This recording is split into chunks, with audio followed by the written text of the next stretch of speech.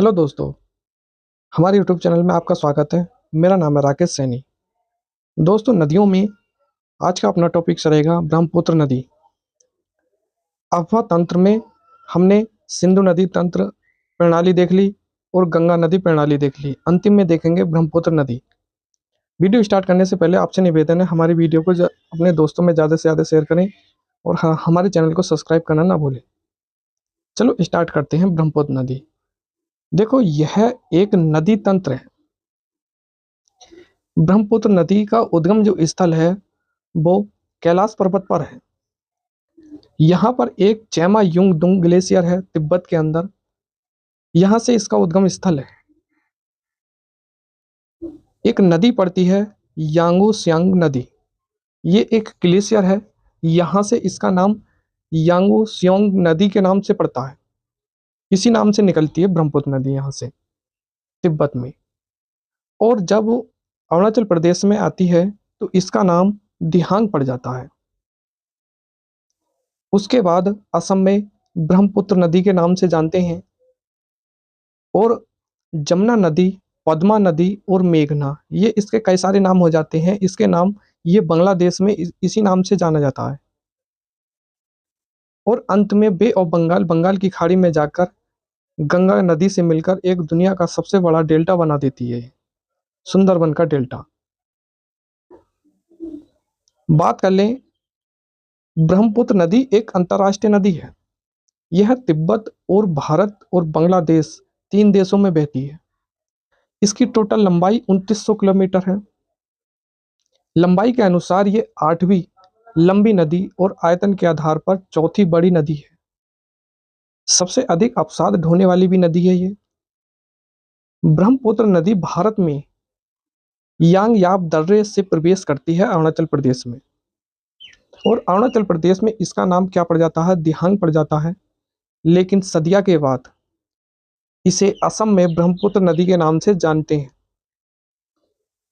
लेकिन बांग्लादेश में प्रवेश करने पर जमुना नदी के नाम से इसे जाना जाता है। और गंगा मिलने के बाद पद्मा नदी के नाम से और मेघना के मिलने के बाद मेघना के नाम से जानते हैं। अब ब्रह्मपुत्र नदी के किनारे स्थित शहर पासीगढ़ है, धुब्रीगढ़ है, तेजपुर है, गुवाहाटी है और नेमाती, ये शहर है। ब्रह्मपुत्र नदी पे ही नौकायन, जो सदिया कहाँ पड़ता है? असम में। और डुबरी कहाँ पड़ती है? ये भी असम में। नौकायन, यहाँ पर नाव चलाई जाती है, प्रतियोगिता होती है। इसको नाम दे दिया है नेशनल वाटर संख्या 2। नेशनल वाटर नंबर 1 जो बना है वो इलाहाबाद में और हल्दिया जो बंगाल में है। इलाहाबाद कहाँ पड़ता है? यूपी में। नौकायन यहाँ स्टार्ट होती है और ये सबसे बड़ी है। जबकि नेशनल 2 नदिया से धुबरी तक है, ये ब्रह्मपुत्र नदी पर है बना हुआ। ब्रह्मपुत्र नदी पर सदिया से नारायणगंज तक नौकायन बनाई गई है। आइए बात कर लेते हैं सहायक नदी की। देखो, सहायक नदी ये चेमायुंग ग्लेशियर तिब्बत से निकलती है ब्रह्मपुत्र नदी। इसकी सहायक नदी रांगलायापो, लियांग, सुवनगिरी, संकोस, मानस, बामेग, तिस्ता और अंत में इसका नाम पद्मा।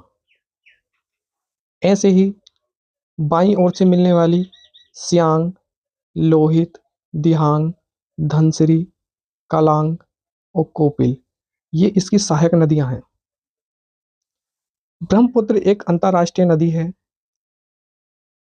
मुख्यतः दक्षिण एशिया की सबसे बड़ी नदी है।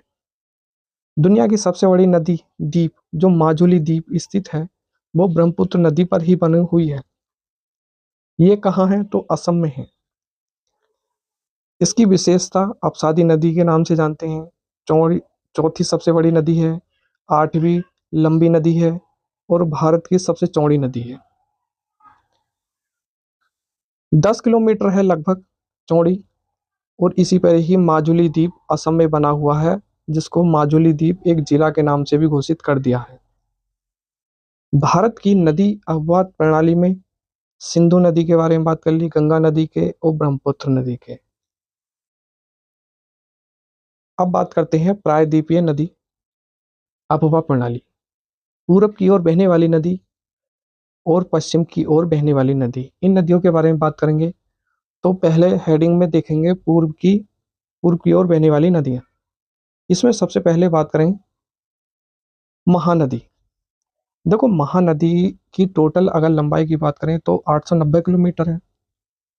ये शिवनाथ नदी के नाम से निकलती है दमतरी स्थान पर।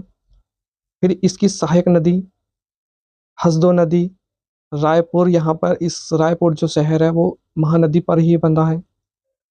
मांद नदी है, डूब नदी है, संभलपुर यहाँ इस नदी पे ही है। ओंग नदी, तेल नदी, जोक नदी, पारादीप और कटक। कटक शहर भी महानदी पर ही है। और ये महानदी का डेल्टा बे ऑफ बंगाल में जाकर गिर जाती है। महानदी छत्तीसगढ़ के रायपुर के निकटवर्ती क्षेत्र से शिवनाथ नदी के नाम से निकलती है।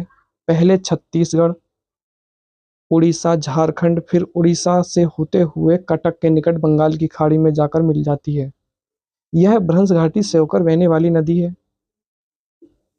इसकी घाटी कोयले के उत्पादन के लिए जाना जाता है। सबसे अधिक आंधी, तूफान, चक्रवात से प्रभावित होने वाली भारत की यह नदी है। इसी नदी पर भारत का सबसे चौड़ा बांध हीराकुंड बांध लगभग कितना है, 4.8 किलोमीटर का, संबलपुर में, जिला किसका है, उड़ीसा का, बंधा हुआ है। इस नदी को उड़ीसा का शोक के नाम से जानते हैं। छत्तीसगढ़ में इसे चावल वाली नदी के नाम से जानते हैं। यह नदी डेल्टाई क्षेत्र में नौकायन भी है यहाँ पर।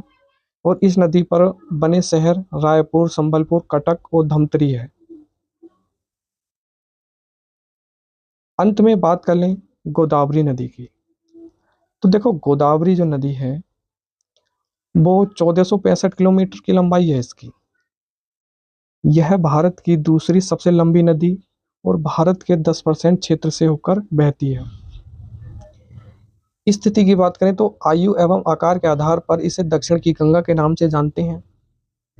गंगा से बहुत पुरानी नदी है, इसलिए वृद्ध गंगा के नाम से जानते हैं इसको। प्रायद्वीपीय भारत की यह सबसे लंबी नदी है।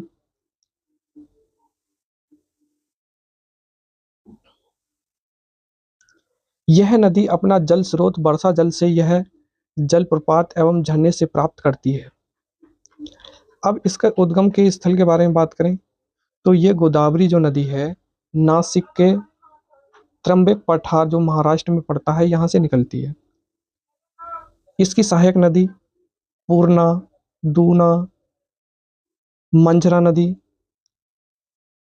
मोहर नदी, इंद्रावती, शरावती और सिलसस नदी। देखो, इंद्रावती पर चित्रकूट जलप्रपात स्थित है छत्तीसगढ़ में। और मचकुंड परियोजना उड़ीसा और आंध्र प्रदेश की संयुक्त परियोजना है। ये सिलस नदी पर है। और राजमुंद्री शहर के निकट बंगाल की खाड़ी में जाकर गिर जाती है ये।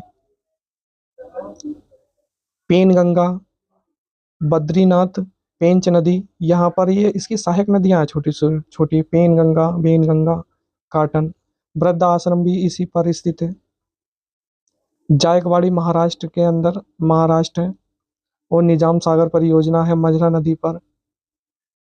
और इसी नदी पर पौंच पवार परियोजना तेलंगाना में स्थित है।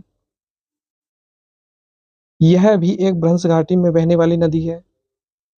इसी घाटी वाले क्षेत्र में कोयला बहुत अधिक पाया जाता है। पेंच नदी और कान्हा नदी कोयले के लिए जानी जाती है। भ्रंश घाटी से होकर बहने वाली जो नदियां हैं इसमें ये कोयले नदी के नाम से जानते हैं, जैसे दामोदर नदी, सोन नदी, महानदी, गोदावरी, कृष्णा, नर्मदा, ताप्ती, पेंच और कान्हा जैसी नदियां, इसके अंदर कोयला बहुत ज़्यादा मिलता है। तो दोस्तों, आज की वीडियो के इतनी ही रहेगी। जल्दी इससे अगला और इससे अगली नदियों के बारे में चर्चा करेंगे। तब तक के लिए धन्यवाद।